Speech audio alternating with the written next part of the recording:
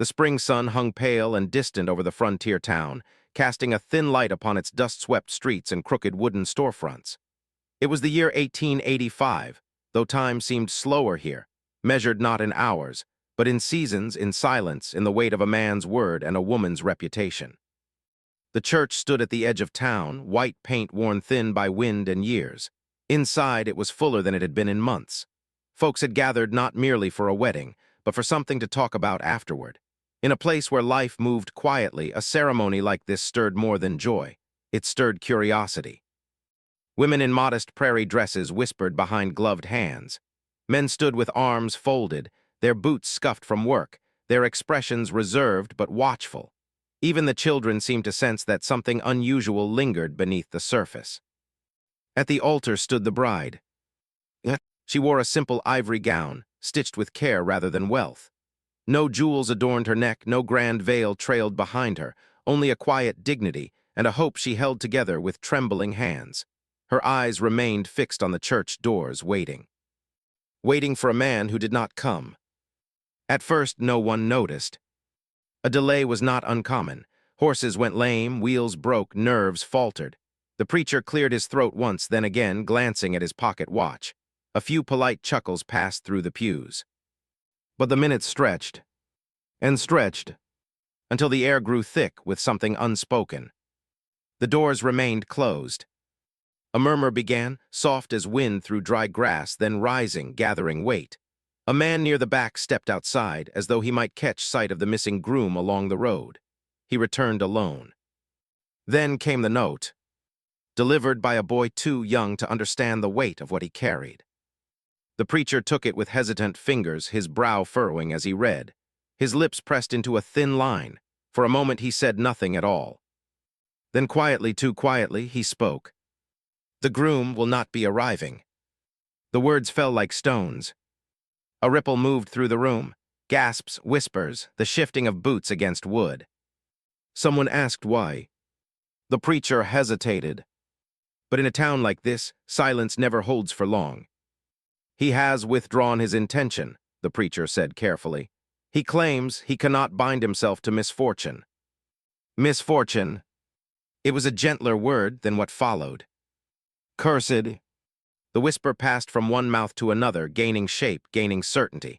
It had always been there, lingering in corners, waiting for a moment like this.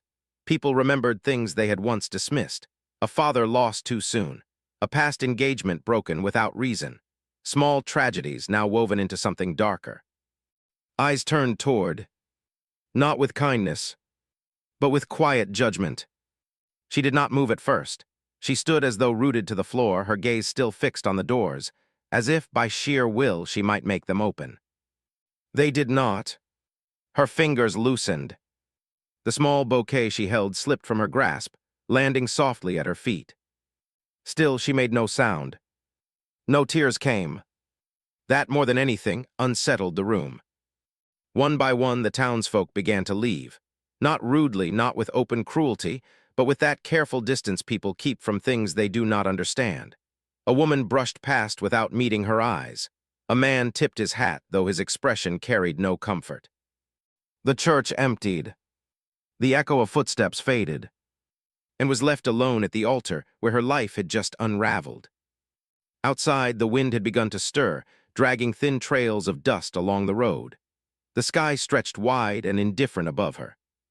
Stepped out of the church slowly, her dress no longer a symbol of promise, but of something broken before it could begin. The town watched, though it pretended not to. Curtains shifted, shadows lingered in doorways.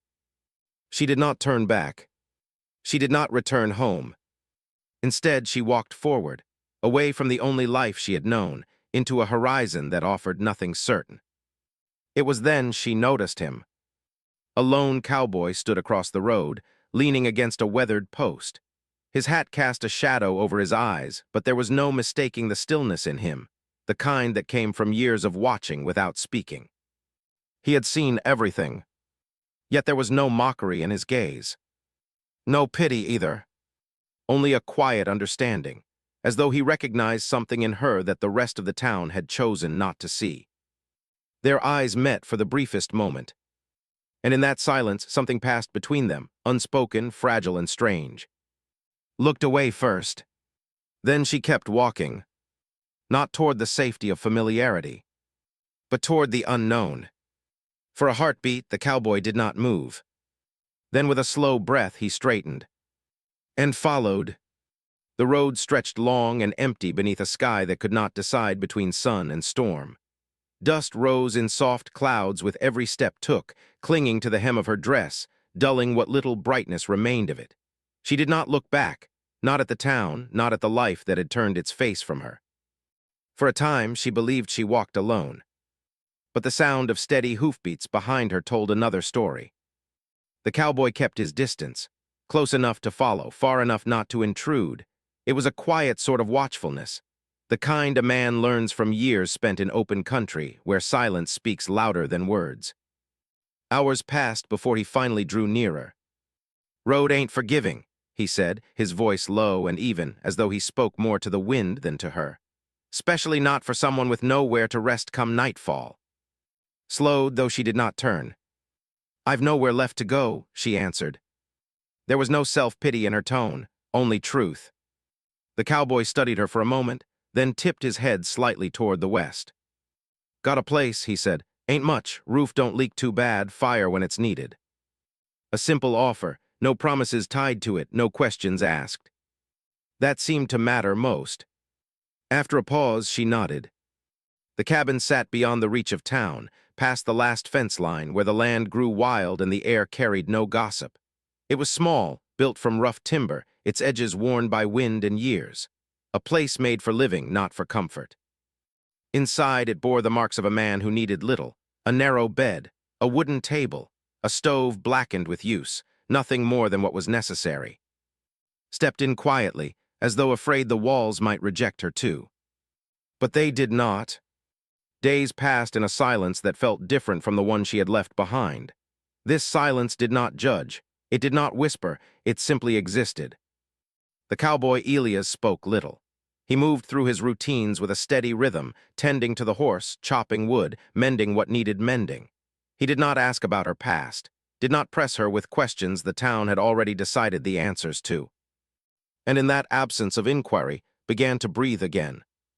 She found small ways to make herself useful, sweeping dust from the floor, repairing a torn curtain, tending a patch of dry earth behind the cabin, coaxing life from it with careful hands.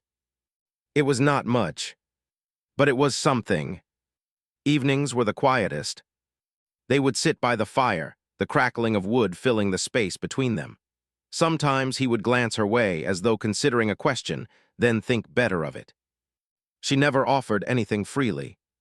Yet there were moments when her guard slipped just enough to reveal something deeper.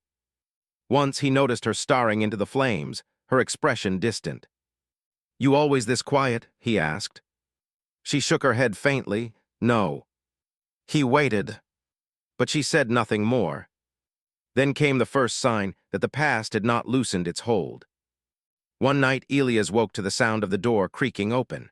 He rose silently, stepping into the cool darkness beyond the cabin. Stood in the field. The moon cast a pale light over her, turning her still figure into something almost ghost-like. She was not moving, not speaking, only staring into the distance, as though listening for something far beyond hearing. "Out there?" he asked. She startled slightly, as if pulled back from somewhere deep. "No," she said quickly, "just couldn't sleep." But her voice carried a tremor that did not match her words. Another time he noticed bruises along her wrist, faint but there. He caught her pulling her sleeve down, trying to hide them. "That happen out here?" he asked, his tone careful. She hesitated, then shook her head. "Some things," she said softly, "don't stay where you leave 'em." It was the closest she had come to speaking of whatever shadow followed her. The unease settled in slowly, like a storm building beyond the horizon. Elias began to notice the way she would pause at certain sounds, the distant echo of hooves, the creak of wood, the cry of a bird overhead, always listening, always watching. Waiting. For what he did not know. It came near dusk on a day that had felt too still. A rider appeared at the edge of the property. Dressed dark, hat pulled low, his presence carried something heavy, something that did not belong to chance. He did not call out, did not move closer. He only watched, saw him, and for the first time since Elias had known her, fear broke through completely. Her hands trembled, her breath caught. Elias stepped forward, placing himself between her and the stranger. "You got business here," he called. The rider said nothing. For a long moment, the world seemed to hold its breath. Then, without a word, the man turned his horse and rode off into the fading light. But whatever he carried with him, he left behind in her. That night did not sit by the fire. She stood near the door, her eyes fixed on the darkness outside. "If anyone comes asking," she said quietly, "you must tell them you never saw me." Elias frowned. "You in trouble?" She closed her eyes for a brief moment, as if gathering what little strength she had left. Then she spoke. "I was never meant to be a bride." The words hung heavy in the air.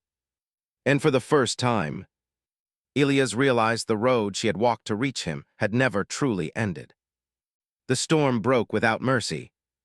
Wind howled across the plains, bending grass low as thunder rolled like distant cannon fire.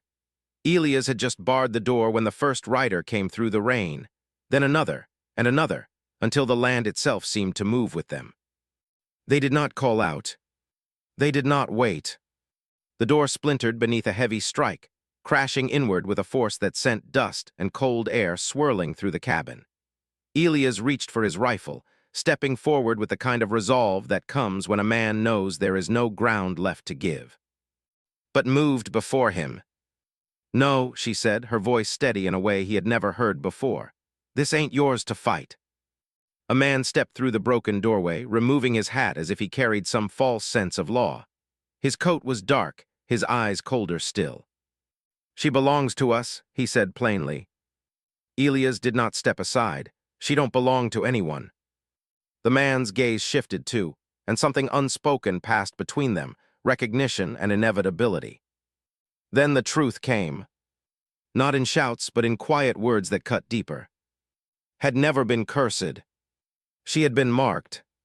The man she was meant to marry had ridden with powerful men, men who traded in land, gold, and silence. Had heard something she should not have. Names, places, deals buried beneath blood and dust. They could not risk her speaking. So they turned the town against her. Let fear do the rest. Elias felt the weight of it settle too late. The whispers, the bruises, the rider who watched without speaking. "You should told me," he said, his voice low. Looked at him then, something softer breaking through the fear. "I wanted one place," she said, "where I wasn't hunted." Gunfire shattered the moment. Elias fought, fierce and unyielding, but the odds were never his. The cabin filled with smoke and splintered wood, the storm outside echoing the chaos within. And when it became clear there would be no winning. Made her choice. She stepped forward. "I'll go," she said. Elias turned sharply. "No." Her eyes held his, calm in a way that stilled the world around them.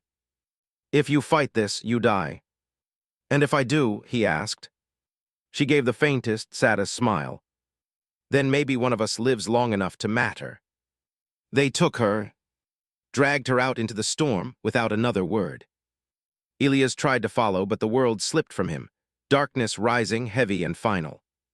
When he woke, the storm had passed. The cabin stood broken, the land was quiet. And she was gone. Days turned to weeks, and he searched what little the world would give him. Dusty trails, empty towns, men who knew nothing or said less. Until he returned to the cabin and found what she had left behind. A letter, hidden beneath the floorboards. Inside it names, places, truths heavy enough to burn everything they touched. Elias stood at the doorway as the sun rose, the paper clenched in his hand.